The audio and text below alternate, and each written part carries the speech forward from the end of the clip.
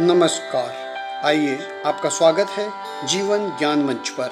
2 अक्टूबर को पूरा राष्ट्र महात्मा गांधी जी और लाल बहादुर जी की जयंती मना रहा है। यह जयंती स्कूल, कॉलेज और कार्यालयों के साथ साथ राजनीतिक दलों की ओर से भी मनाई जाती है। हमारे सभी साथी गांधी जी की जयंती और उनसे जुड़ी बातों से भली भांति परिचित होंगे, लेकिन विडंबना है कि लोग शास्त्री जी की जयंती और उनके योगदान से उतने परिचित नहीं।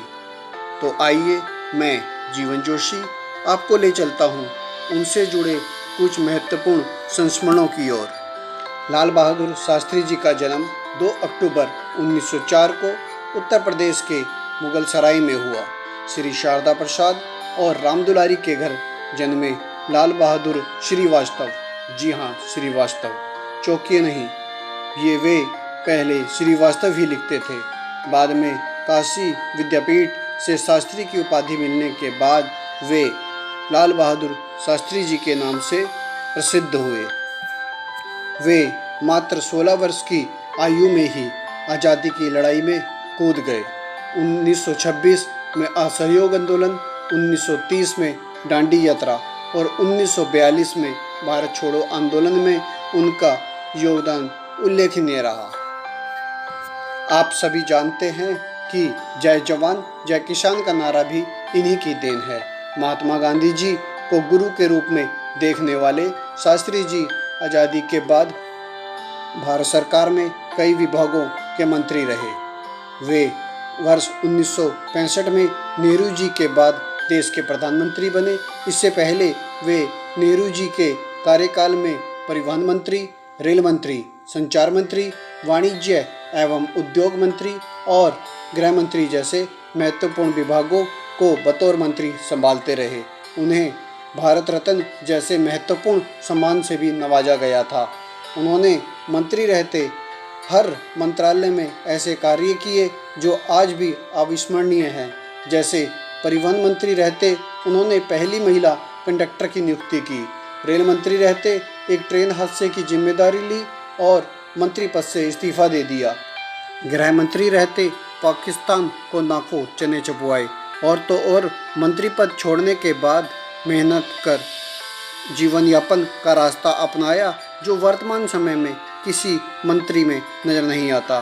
तो आइए चर्चा करते हैं उनके अविस्मरणीय योगदान की। जब अमेरिका की धमकी का शास्त्री जी ने दिया मुंह तोड़ जवाब।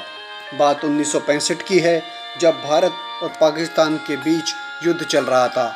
हमारी सेना पाक के नापाक इरादों को शिकस्त देती हुई लाहौर के नज़दीक जा पहुंची थी। इससे पाक तो सहम ही गया, साथ ही अमेरिका भी चिंतित रहने लगा। उस समय हम अमेरिका से लाल गेहूं लेने को मजबूर थे।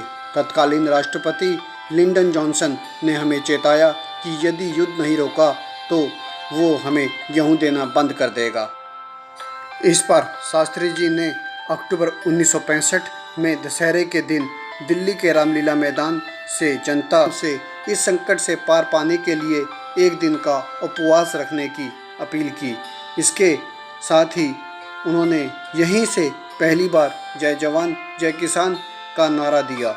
यह भी सर्वविदित ही है कि उन्होंने सबसे पहले यह व्रत अपनी पत्नी ललिता के साथ शुरू किया।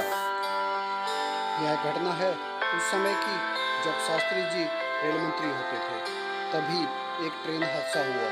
हालांकि यह हादसा वर्तमान समय में होने वाले हादसों की तरह खतरनाक नहीं था, परंतु मंत्रालय संभाल रहे थे लाल बहादुर शास्त्री जी। उन्होंने बिना विलंब किए हादसे की जिम्मेवारी खुद ली और मंत्रालय से इस्तीफा दे दिया। उनकी ईमानदारी और कर्तव्यपरायणता ऐसी रही कि उनके चरित्र पर कोई सवाल उठाने की जरूरत नहीं कर सकता। विपक्षी भी शास्त्री जी का पूरा सम्मान करते थे। उनका जीवन जितना सादा रहा, उनकी मृत्यु उतनी ही रहस्यमय परिस्थितियों में हुई। परिवहन मंत्री रहते शास्त्री जी ने पाया कि बसों में महिलाओं और बेटियों के टिकट काटने और सहयोग के लिए महिलाओं की आवश्यकता है। दूसरी तरफ महिलाओं को रोजगार देना भी लक्ष्य था। उन्होंने पहली बार बसों में महिला कंडक्टरों की नियुक्ति की। तभी से बसों में महिला कंडक्टर होने का प्रचलन बढ़ा। शास्त्री जी मंत्रालय में रहते सरकारी मकान का बिजली का बिल भी खुद भरते थे। शास्त्री जी को वर्ष 1963 में कामराज योजना के तहत नेहरू मंत्रिमंडल से इस्तीफा देना पड़ा। उस समय वे गृह मंत्री थे। प्रसिद्ध पत्रकार दिवंगत कुलदीप नैयर जी अपनी किताब में शास्त्री से मुलाकात का जिक्र करते हुए कहते हैं कि वे शास्त्री जी के घर गए। ड्राइंग रूम को छोड़ पूरे घर में अंधेरा था।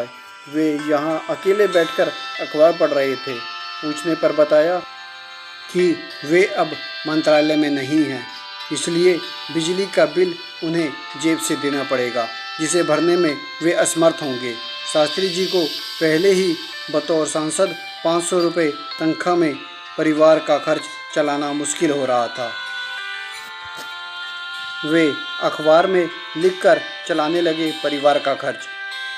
कुलदीप नैयर आगे लिखते हैं कि उन्होंने शास्त्री जी को अखबारों में लिखने के लिए मनाया और एक सिंडिकेट सेवा शुरू की। इसकी वजह से उनके लेख समाचार पत्रों में छपने लगे। हर अखबार उन्हें एक लेख के 500 रुपये देता था। इस तरह उन्हें 2000 रुपये प्रति माह मिलने लगे। उन्होंने पहला लेख जवाहरलाल नेहरू और दूसरा लाला लाजपत राय पर लिखा था। शास्त्री जी मेहमानों को अपने हाथ से पिलाते थे चाय। शास्त्री जी के पिए रहे सीपी श्रीवास्तव अपनी किताब में लिखते हैं कि शास्त्री जी की आदत थी कि वे अपने हाथ से प्याली में हमारे लिए चाय सर्व करते थे। उनका कहना था कि उनका कमरा है, इसलिए प्याली में चाय बनाने का अधिकार भी उन्हीं को है। इतना ही नहीं, कभी कभी जब कमरों में अधिक रोशनी की ज़रूरत नहीं होती थी तो वे खुद उठकर बत्ती बंद कर दिया करते थे। वे कभी नहीं चाहते थे कि सार्वजनिक धन की किसी तरह से भी बर्बादी हो। इन सब के बावजूद शास्त्री जी का देहांत बहुत ही रहस्यमय स्थितियों में हुआ। लाल बहादुर शास्त्री जी के पास न तो आलीशान बंगला था, न कार और न ही बैंक बैलेंस। रेल मंत्री रहते उन्होंने एक हादसे की जिम्मेवारी ले अपने पद से इस्तीफा दे दिया था। शास्त्री जी से जुड़े किस्सों का कभी अंत नहीं हो सकता। मंच के माध्यम से केवल चंद बातें ही बताई गई हैं। आइए आप और हम जीवन ज्ञान मंच के माध्यम से उन्हें नमन करते हैं और भावनीय श्रद्धांजलि अर्पित करते हैं। यदि आपको हमारा यह प्रयास अच्छा लगा तो इसे लाइक, शेयर और सब्सक्राइब अवश्य करें। धन्यवाद। जय हिंद, जय जवान, जय किसान।